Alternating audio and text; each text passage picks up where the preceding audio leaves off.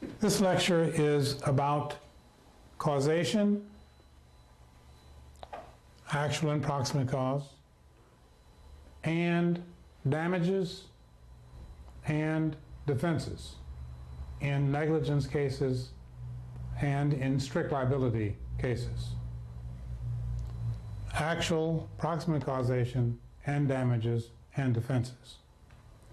Now we're carrying three problems along as examples, and let me remind you very quickly of what those problems are. One is the transco problem, the other is the electric problem, and the third is the plumber problem. In the transco problem, Transco had an obese train driver driving the train that derailed, and Paul owned land nearby and sued. In the electric problem, Electric put a power pole down near a highway when they knew it was being hit every 3 weeks, and along came driver, then hit it, and Peter, the passenger, died. And they're suing the electric company, among other things, claiming the electric company was negligent when they put that pole down there. And finally, the plumber case, where the plumber connected two incompatible pipes together, did not use a plastic connector, and after due time, the pipes corroded. Hot water under pressure came out of the pipes, damaged the swimming suits in the store where the pipes were, scalded a customer named Carrie. The swimming suit store was owned by a woman named Amy, so her swimming suits were damaged. Carrie, the customer in the store, was scalded. And Emma was an employee who was discharged because the store had to close for repairs. And they're all suing the plumber. Now, to run through where we are in those problems, we want to use those three examples for causation. Let's look quickly at the duty and breach for each of them. For a transco, obviously, Transco owed a duty of due care to the owners of land near the tracks, and we claim they, I'm just summarizing now, you have to do this by rule application. But you'll end up with Transco owing a duty of due care to those with land near the tracks. That duty was breached. We claim it was breached by the balancing test. In the case of Electric, they had a duty, Electric owed a duty of due care to people who drove their cars on that road because they were foreseeable plaintiffs. Electric's duty was breached under the balancing test also. Plumber owed a duty to people who were going to be using the store where the pipes were repaired. They were foreseeable plaintiffs. Plumber breached his or her duty using the violation of standards of the profession or skill. So we have duty and breach in all three cases, and therefore this brings us to our next section over here, causation. Causation has two parts, actual and proximate cause. Let me tell you about each of these. First of all, they're measuring two different things, and it's important that we distinguish. Actual cause is asking the question, can you say, but for this breach of duty, whatever the breach of duty was, could be negligence, whatever the breach was, whatever the wrongful conduct of the defendant was, whatever that wrongful conduct was, we're now asking the question, can you say, but for that wrongful conduct, this harm would not have happened to the plaintiff? Okay, that's our actual causation part. Problem is that if you leave it at that, you can end up with a butterfly effect. Because even if you can prove with absolute certainty that this wrongful conduct caused the butterfly effect where way down the line some bad thing happened, well, how far out this ripple are you going to hold people liable for the outcomes? How far out the ripple? And that's what proximate causation is about. How far out the ripple of events is the person liable. The events which are beyond the person's liability, we say those events were not proximately caused by the defendant's breach of duty. Even though they might have been actually caused, we're saying from a legal point of view, we won't recognize that causation. So we say they're not legally caused or not proximately caused. So events which are not that far out on the chain are proximately caused. The ones which are beyond that are not proximately caused. And in order for a defendant to be liable, their conduct, their breach of duty, has to be the actual cause and a legally recognized cause, actual and proximate cause. Now, there are two ways in which the proximate causation problem comes to us. One is through direct causation and the other is indirect causation. In the direct causation cases, we have the situation where A caused B, caused C, caused D, and so forth. And the question is, how far out that ripple effect are you going to hold the defendant liable? And the answer in these direct causation cases is really a play on words. One set of jurisdictions says, in direct causation cases, the defendant is liable for all the harm directly caused except for extremely remote harm. Other jurisdictions say, in these direct causation cases, the defendant is only liable for the foreseeable harm that's directly caused. And Prosser says it really doesn't make any difference that what one jurisdiction says that beyond this point the harm isn't foreseeable anymore, the other jurisdictions are saying, well, beyond this point the harm is extremely remote.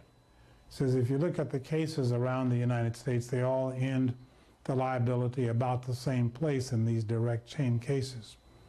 And the way you know about where that is from the case law. That's what the bar examiners want to know. If you have some sense of how far out this chain there are people liable. The second aspect of proximate causation is the case of indirect causation. In indirect causation cases, this means that the wrongful conduct occurred and the ripple of, but someplace along the ripple effect came some outside event that affected the outcome. And if you've got an outside event that comes in and affects the outcome, is that going to terminate the original defendant's liability or not? And so if it will terminate the original defendant's liability, of course we say that outside event was a superseding event. And so in our second case of analysis of proximate causation is the case of indirect causation. And this is a case where the defendant's wrongful conduct, there was causing some effect, but along came some outside force that combined with it and affected the outcome. And so now the question is the original defendant still liable or not? And how do you analyze that class of problems? And that's what we're about to do right now. Here, you see that the actual causation problem asks, can you say, but for, and this but for is but for the defendant's wrongful conduct. You don't have to repeat the wrongful conduct here. You've already established that the defendant was negligent at this point, or the defendant did something wrong, strictly liable. But what if it's but for the defendant's wrongful conduct that you have already proven at this point? You've proven breach of duty already, so you don't have to reprove it here. But for the defendant's wrongful conduct, this harm wouldn't have happened, or of course substantial factor can be used. In that case, you have satisfied the actual cause requirement. This brings us to the proximate cause, and there, in the direct causation cases, again, what you have is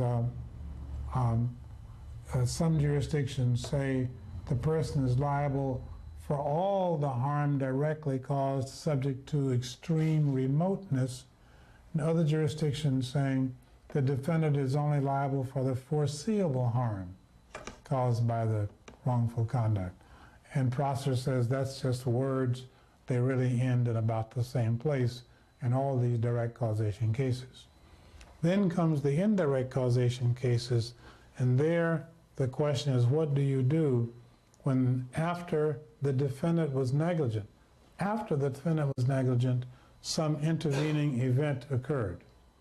Now, please be clear that before the defendant was negligent, everything that had already happened, that's the stage upon which the defendant acted.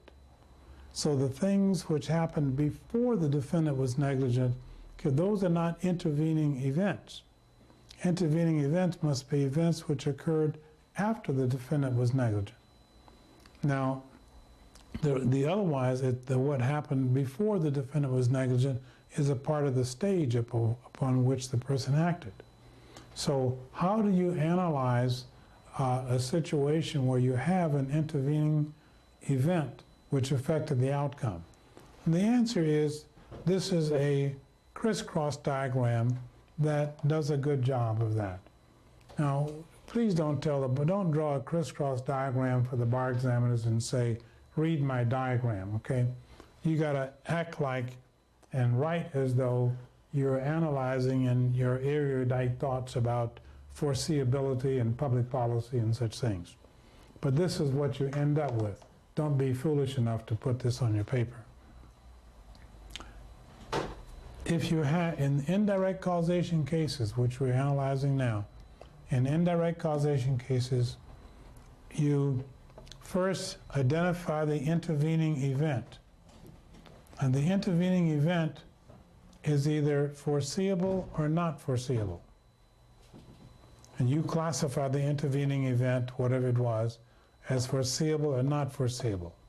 Now, in order for an event to be an intervening event, it must be an act of an animal, act of a person, or an act of nature, like an unprecedented storm or an earthquake or something. Intervening behavior of molecules and intervening behavior of bacteria, etc. That's not what we're talking about. They need to be intervening events of an animal or person or acts of nature in order to qualify as an intervening event, and it must occur after the defendant was negligent. So you identify your intervening event and you classify it as either it was expected to happen or it was an event you did not expect to happen, foreseeable or not foreseeable. Then you look to the outcome. If the result or the outcome was not particularly changed by this intervening event, then the results were still foreseeable. So the results that actually occurred was either foreseeable or not foreseeable. So these are the four things in your table. Intervening event was foreseeable or not foreseeable. The result was either foreseeable or not foreseeable. Okay, and with those four things, you have lines that go straight across and lines that crisscross. The ones that go straight across are very simple. If you have an intervening foreseeable event and the result was foreseeable, it didn't change the outcome very much, do not terminate liability. That's not a superseding event. And that makes a lot of sense.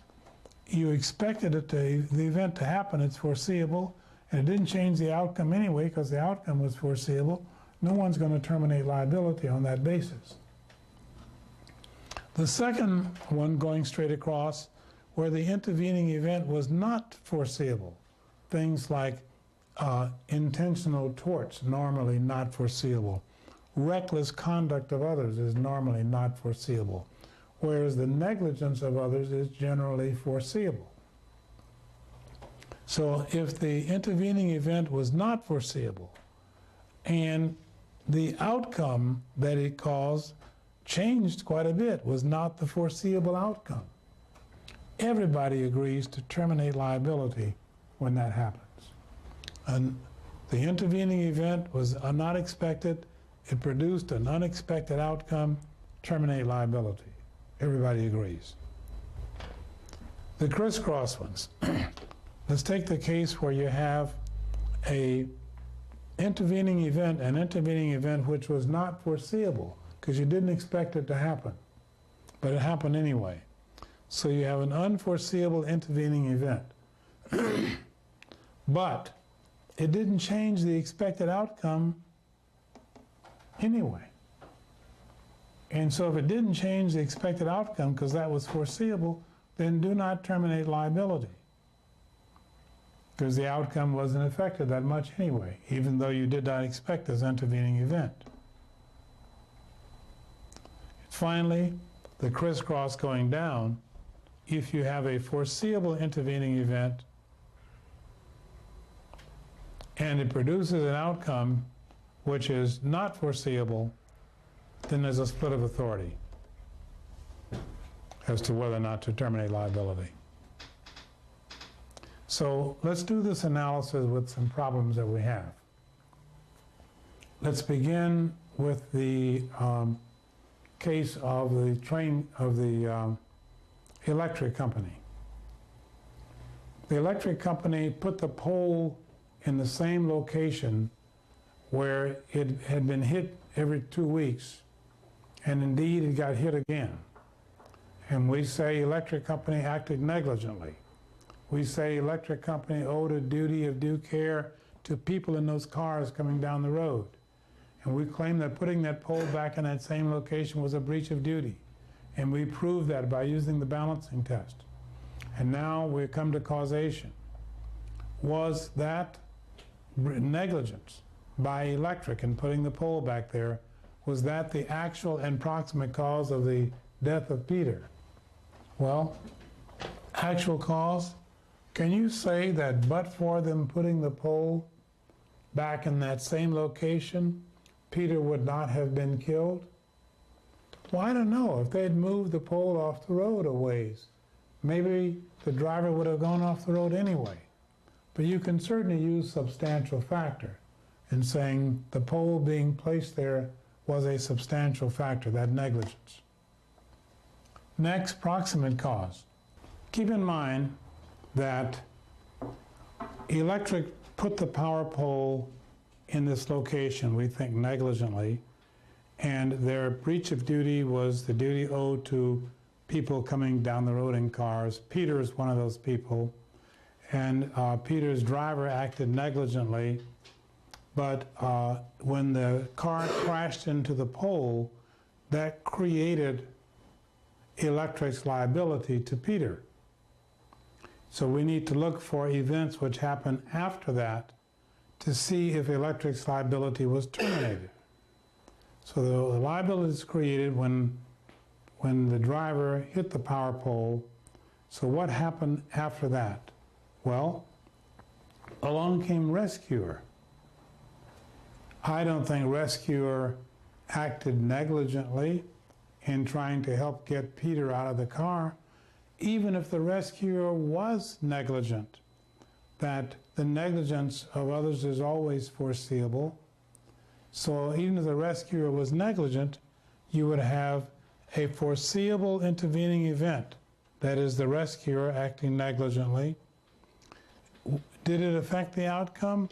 Well, not really, because the expected outcome when you hit power poles on the highway is great bodily harm or death. And that's what happened to Peter, whether rescuer was there or not. So the rescuer did not change the expected outcome. So we have the rescuer is a foreseeable intervening event of a person, did not change the outcome, it was foreseeable, so the rescuer would not terminate electric's liability. After rescuer came to try to help, along came reckless, and reckless hit them because the car was still partly on the road. Now let's suppose that reckless was driving recklessly for our purposes. If reckless was driving recklessly, what reckless did happened after electric was negligent, and so we have an intervening event. But what reckless did, to drive recklessly, is not foreseeable. So reckless was an unforeseeable intervening event. And was the outcome after reckless hit them foreseeable or not foreseeable? Well, the outcome that you expected from hitting power poles on the highway is great bodily harm or death. And reckless did not change that. So the outcome was the foreseeable outcome that without reckless. So with reckless, what you have is an unforeseeable intervening event, driving recklessly, but it produced a foreseeable outcome, and so we do not terminate liability because it didn't change the outcome. So if electric was liable, the subsequent behavior of the rescuer and the subsequent behavior of the reckless driver did not terminate electric's liability. Let's next look at the plumber. Now, the plumber, you recall, connected these incompatible pipes, and Emma, the employee who worked at the swimsuit store, was laid off because the store had to close. And Emma sued the plumber. Now, first, we understand that the plumber does not owe Emma a duty not to cause her this pure economic harm, loss of her job. So most jurisdictions, Emma will get no place in suing plumber because plumber doesn't even owe her a duty. However, there are a few jurisdictions who cut off Emma's right to recover under proximate causation instead of under duty. And they say that Emma, that after plumber has done whatever plumber did wrong, breached his duty of care, you look out the line of consequences, and one is that Amy's swimming suit store is damaged, the customer is scalded, okay, and now once removed from the direct injury is Emma's loss of employment. And the courts are simply saying, no, that's too far out the chain. And so the harm which was caused to Emma, the employee who lost her work, was not proximately caused by plumber. And so plumber is free from liability when Emma sues, either because plumber did not owe Emma a duty at all, or in other jurisdictions, a plumber was not the proximate cause of Emma's harm because she's too far out the chain of causation. That takes care of electric. We know how we would use this diagram for electric. Plumber, we just talked about what to do in the case of plumber. And in the case of plumber, we don't have an intervening, well, I don't know, in the case of, anyway, we talked about plumber, we've talked about electric, and the final one we want to talk about is Transco. Now in Transco, the company put this, the engineer on who was not a safe driver because the engineer had a heart attack and so forth. And we think that that was a breach of duty of care owed to the people who own land near the tracks. And Paul was one of those people. And Paul sued Transco for breach of duty of care, and we think that Paul ought to win. Problem was that in this case, Paul left his land where he operated a greenhouse and wouldn't come back for 6 months because he didn't think it was safe. But he apparently was the only one. The actual damage was not that significant. Most people came back and continued to conduct their business shortly thereafter. There was no lasting damage at all. I don't know what happened. Maybe the toxic materials never spilled, but it doesn't say what happened. It does tell us that there was no lasting effect. But Paul thought there was. And Paul was hypersensitive. And Paul wouldn't come back on the premises for 6 months. And Paul kept his greenhouse closed for 6 months. And the question is, are you going to let Paul recover for that?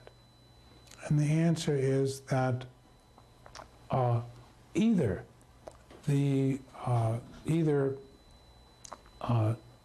Transco does not owe Paul the duty not to trigger his hypersensitiveness. Either we don't owe him that duty, or if we do, the consequences of what we did is too remote, because the consequences are his mental reaction due to his mental condition, his bizarre and unexpected and unforeseeable mental reaction, that is so unforeseeable that we, Transco, are not liable for things which are beyond the foreseeable harm. So that's how you would handle that. Both of these, as you can see, are foreseeability problems. So what we see regarding foreseeability then, in summary, or what we see regarding causation, is that the harm complained of, that the defendant's breach of duty must be the actual cause. That's usually pretty easy. And the harm must not be too remote. In the case of direct causation, the rule is that the defendant is liable. They say it in two different ways. One is that the defendant is liable for all harm directly caused except for extremely remote harm. And other jurisdictions say the defendant is liable for only the foreseeable harm in direct causation cases. And Prosser says the difference between those two is just language. But if you look at the actual cases, they end up ending liability in about the same place in these direct causation cases. In the indirect causation cases, we look at was the intervening event superseding or not? And we look at this pattern. The intervening event will either be foreseeable or not foreseeable. The outcome will either be foreseeable or not foreseeable, and you use the pattern that is shown here. Next comes damages. The damages which you hope to collect must meet these four criteria. The damages must be actual, causal, foreseeable, and unavoidable in the sense of there being a duty to mitigate whatever harm you can within reason. Actual, causal, foreseeable. Some people here say unavoidable. It's all the same stuff. Unavoidable. Actual means that the damages that you want to collect must be actual in amount. And actual in amount means that the amount is not too speculative. Please notice that there's an exception to this, and that is in situations where you know that the harm occurred, but it's difficult to reduce it to a dollar amount. Then rather than let the tortfeasor go free by saying we can't set the amount, the courts allow the plaintiff to be much more speculative. Somebody is blinded by the tort of the defendant. Well, how much is that worth in dollars? Well, you know the person is blind. You've got all kinds of medical evidence of that. But how much is that worth in dollars? And you can see when you try to reduce it to an actual amount, it's going to be speculative. And so the exception here is that in those cases where you know the harm occurred, but you cannot reduce it easily to specific amounts, you allow the plaintiff to be a lot more speculative as to what blindness is worth, what loss of mobility is worth, what loss of consortium is worth, so forth. Actual in amount, causal, same stuff, but for or substantial factor. When you get here, you've already done this part, so you don't have to do it again. The causal will be but for or substantial factor. Foreseeable simply means that it means two different things here. In tort law, this foreseeable just means proximate cost, okay? Approximately cost. let me tell you more about this foreseeable. There's a difference in what is meant by the concept of foreseeable in contract law versus what it means in tort law. And this is real fundamental, and you need to be sure to understand this. So let me explain it now. In the case of contract law, you all know the Hadley versus Baxendale case, which says the only damages that you can collect for breach of contract are those which were foreseeable at the time the contract was formed, foreseeable by the person who may have to pay these damages.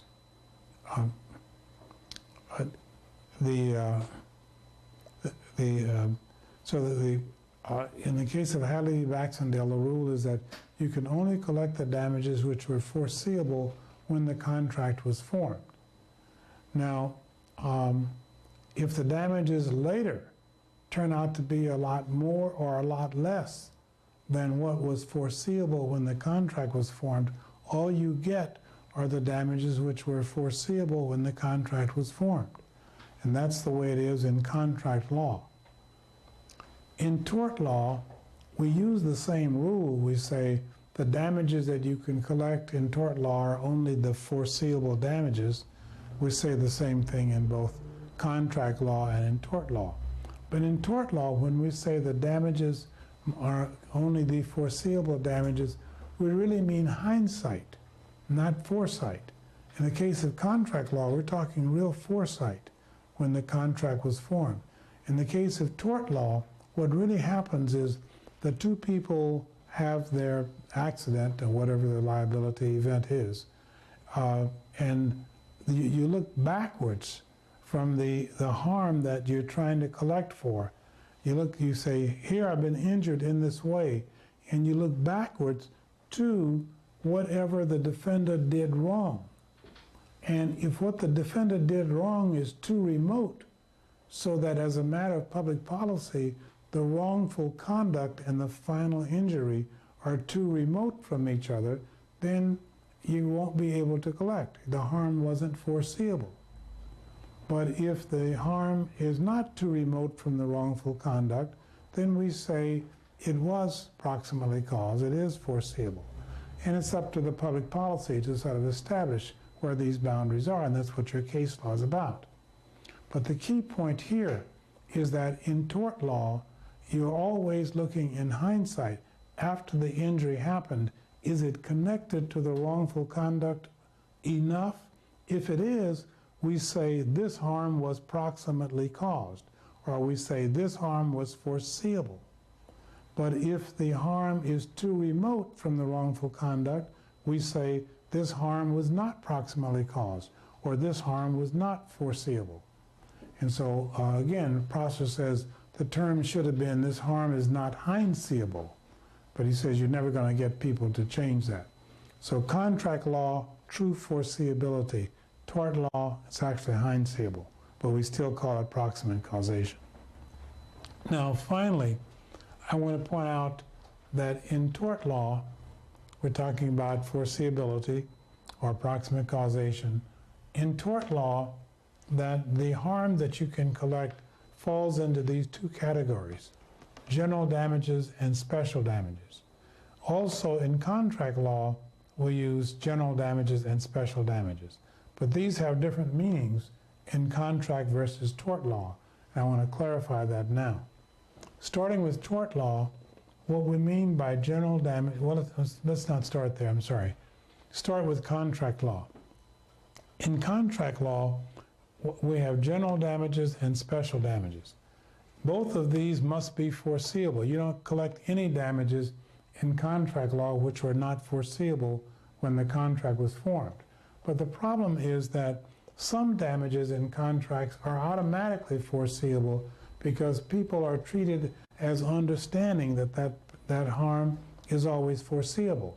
For example, if I contract to buy widgets from you and you don't supply the widgets and I buy them someplace else, it's understood that if I have to pay more, you owe me the difference in damages. And so those are automatically foreseeable because everybody's presumed to understand that. And that's called the standard measure of damages. So if I'm supposed to build a house for you and I breach the contract and don't, and you get somebody else to build a house and it costs more money, I owe you the difference. And everybody understands that. And those are called the general measure of damages because a standard measure of damages, everybody understands it. You don't have to say anything about it in the contract, it's just understood. And so in contract law, here in contract law, the general damages is this standard measure. The cost to cover for contract work that wasn't done. The cost to cover for goods that were not delivered, and so forth.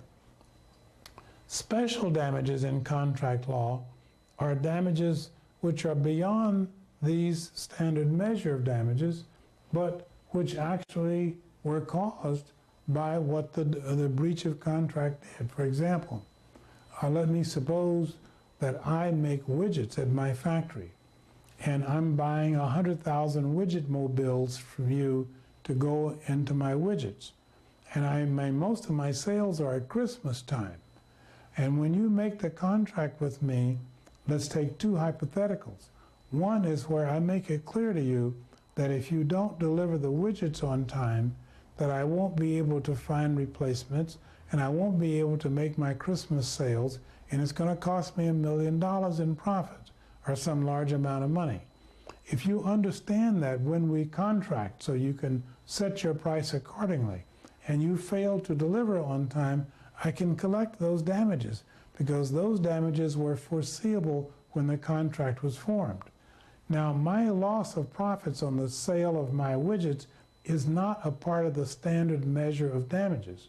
The standard measure of damages is if you don't deliver the widgets, I go out and buy the widgets someplace else, and if I have to pay more money, you owe me the difference. That's the standard measure of damages for your not delivering the widgets. But I want you to pay for my lost profits. That's outside the standard measure, and that has to be made foreseeable at the time we form the contract. I have to do something to make sure you are aware of that. I mean, it's not that I have to do something, it's that you really have to be aware of it, either because I told you or it was obvious or for some reason. So over here then, in contract law, the general damages are the standard measure, and the special damages are the damages that you have to make them foreseeable or you can't collect them. And those are called, they have three names. They're called special damages, they're called consequential damages, they're called Hadley versus Baxendale damages, and it's all the same stuff. Over here in tort law, we also break them up into general and special damages. In tort law, we say the general damages is the kind of harm you ordinarily expect from that tort. That doesn't help you very much, but that's the general rule. The kind of harm and the special damages are something else. And let me tell you what's really going on here so we can get past the gobbledygook. What's happened here is that when a person commits a tort, and certain kinds of damages like loss of mobility, loss of consortium, loss of eyesight, that sort of thing, those kinds of damages you can't really prove with a piece of paper. Whereas my loss of income because I was away from work, or my medical expenses or my car repairs, those I can prove with a piece of paper. Now, please don't say something to the bar examiners as dumb as proving it with a piece of paper. I'm just trying to convey the understanding to you. If you say that to the bar examiners, they'll give you a bad grade. So what I'm saying to you, though, is that there's some damages that you can prove with a piece of paper. And the ones that you can prove with a piece of paper, those are the special damages. Special, not general. Those are the special damages if you can prove it with a piece of paper. Medical bills, loss of wages, car repair, that sort of stuff. The damages that you cannot prove with a piece of paper are going to be such damages as loss of reputation, loss of consortium, loss of mobility, loss of eyesight, those sort of things. You can't prove those with pain and suffering. You can't prove those with a document. And so the general damages turn out to be that kind of stuff. Now, if you are dumb enough to say to the bar examiners, general damages are the ones you can't prove with a piece of paper and the special damages are the one you can, they will fail you, and they should. I'm just giving you that to make it clear to you that that's what goes on. You need to say it in some much more sophisticated way. And the way you say it is that the general damages are the kind of harm you normally expect from that type of tort. So that if it's an impact tort, you expect pain and suffering. If it's a burn, you expect disfigurement. So you say it's something like that. And then the special damages are the ones that are outside of these general damages.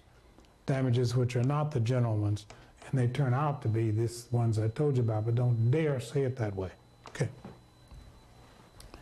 That takes care of our torts and contracts, how proximate causation is handled, foreseeability is handled, and finally the duty to mitigate. Of course, it simply says that whatever harm you could have reasonably avoided after someone has committed a tort and you're injured, whatever harm you could have reasonably avoided by reasonable efforts on your part, you can't collect beyond those. You can't collect for those. Finally comes the defenses. Now, there are two classes of defenses for the torts. They are the defenses where you try to prevent the other side from making out their prima facie case, and the other type of defense are the affirmative defenses.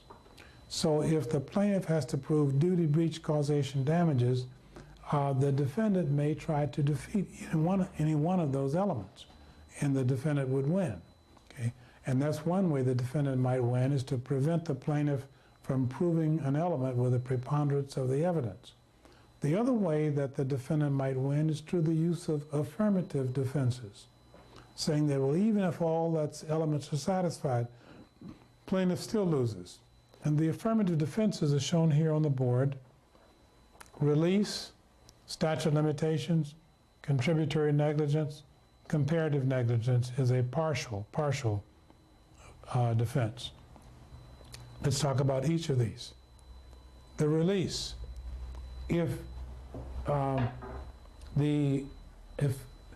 you sue several defendants and you want to settle with one of them but not the others, then if you gave that person you settled with a release, the common law took the position that a release of one is a release of all.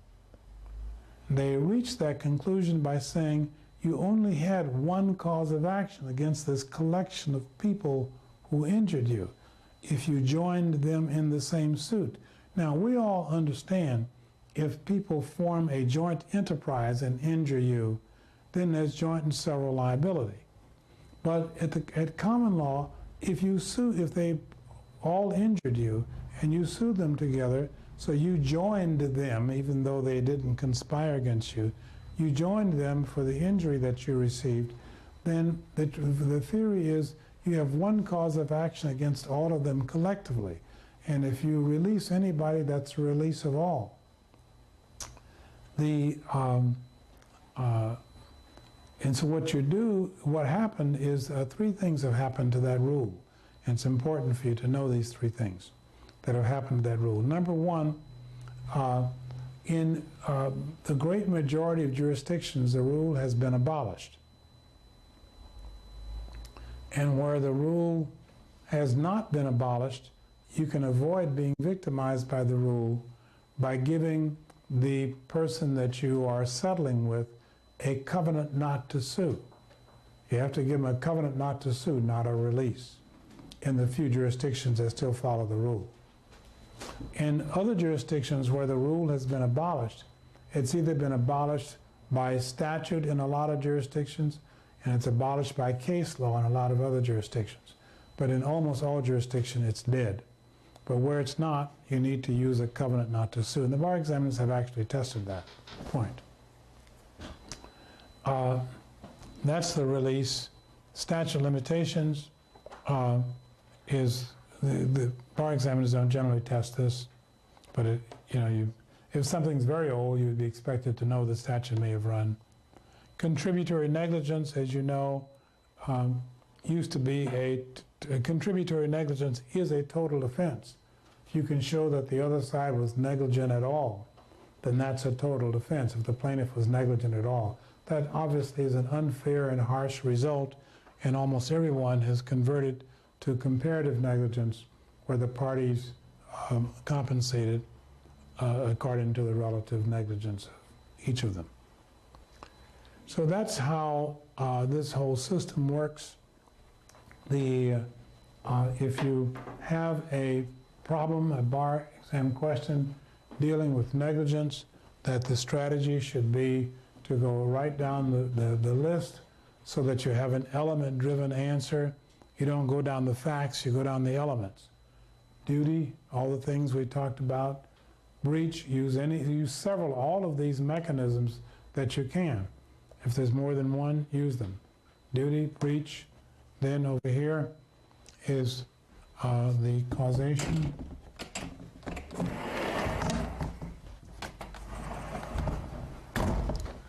Actual cause, but for a substantial factor, then go to proximate cause, use headings each time, go to proximate cause, and after you have completed the proximate cause, go to damages.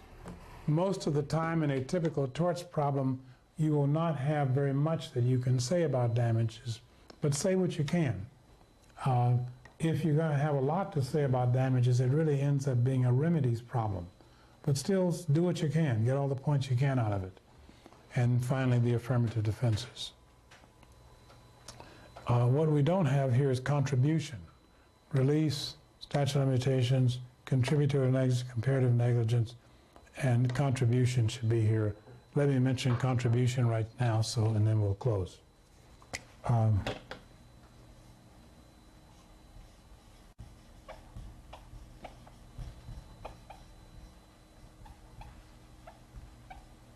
Contribution and indemnity. So the last two we're going to talk about are right here, contribution and indemnity. I'm going to erase this to make sure you understand.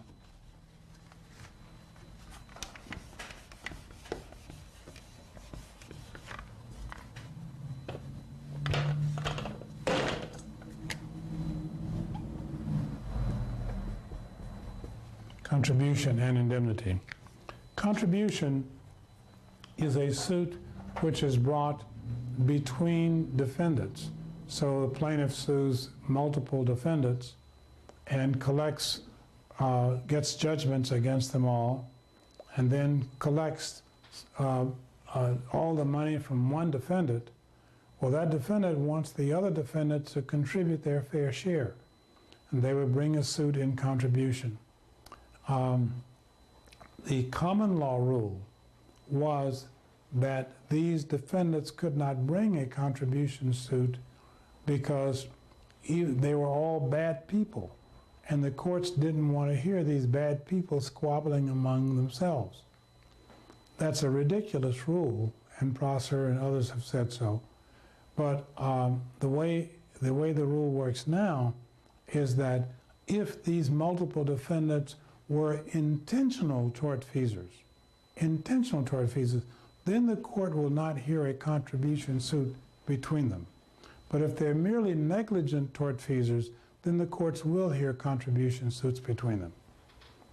Finally, the next question is, if you bring a contribution suit, do the people, let's say there are 5 defendants, do the defendants each pay 1/5? Or do the defendants pay equitably according to their degree of fault? And there's a split of authority. The majority rule is that they pay equitably.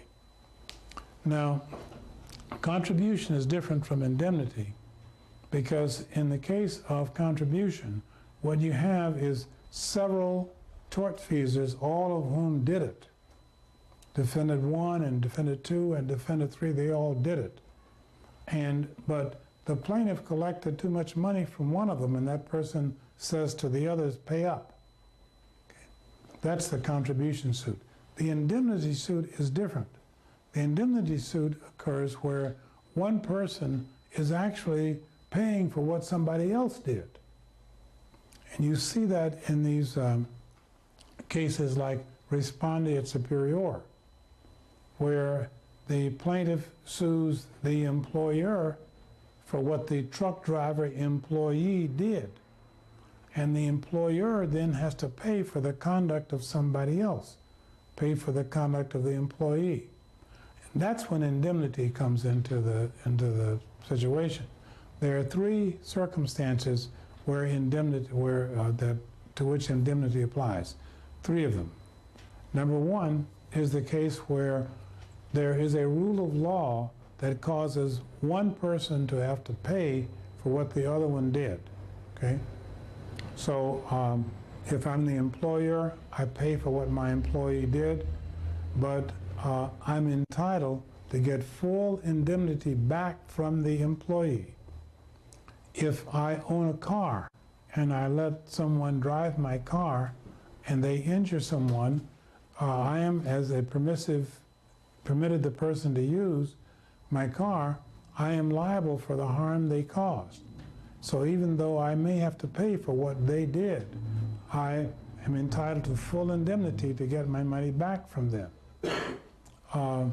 If I am a driver of a car and I injure a pedestrian, and the pedestrian goes to the hospital and gets negligent medical care at the hospital and finally recovers, and there are two harms that we're looking at.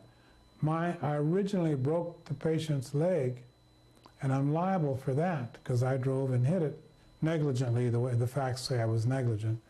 So I'm liable for the broken leg. But when the doctor treated this person, there was some malpractice that aggravated the circumstances. The leg got all infected and stuff. And so I, the person who broke the leg, am still liable for what the doctor did, because what the doctor did was just intervening negligence. And the negligence of others is always foreseeable. So the intervening negligence of the doctor did not terminate my driver's liability. And so I end up having to pay not only for the broken leg, but I pay for what the doctor did too, because the doctor's negligence was not a superseding act. So I have to continue to pay. So under that circumstances, I will have to pay not only for the broken leg, but also for what the doctor did, but I'm entitled to full indemnity from the doctor because I'm really paying for what that person did. So whenever the rule of law makes one person pay for what the other one did, you're entitled to get indemnity back from the actual wrongdoer.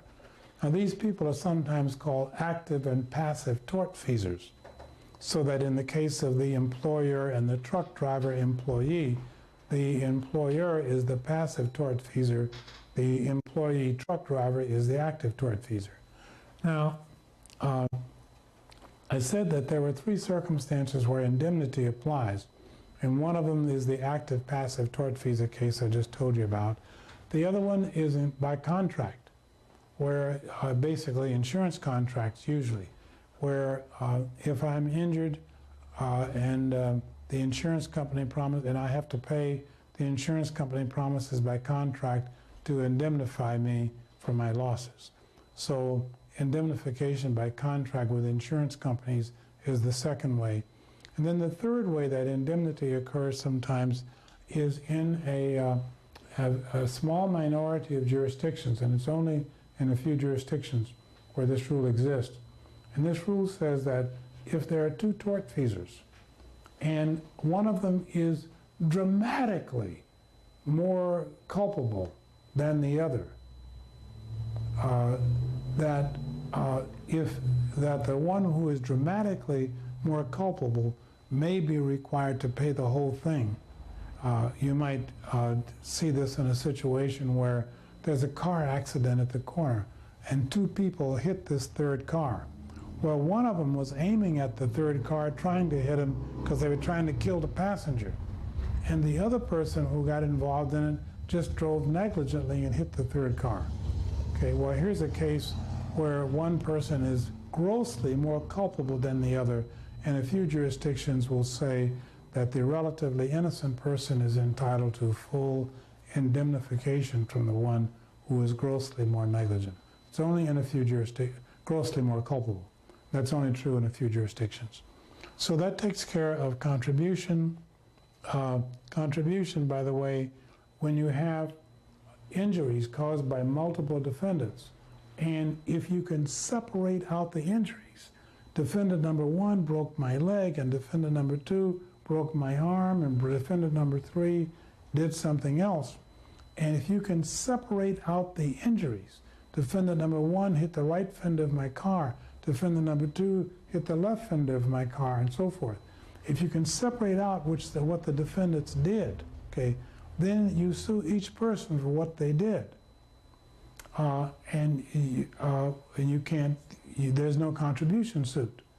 But if several people injured your right front fender, okay, now you sue them all, and they can sue each other for contribution. But you need a situation where the harm is not separatable. Because if the harm is separatable, you sue each person for the harm they did. If the harm is not separatable, then you sue them collectively, and they sue each other for contribution.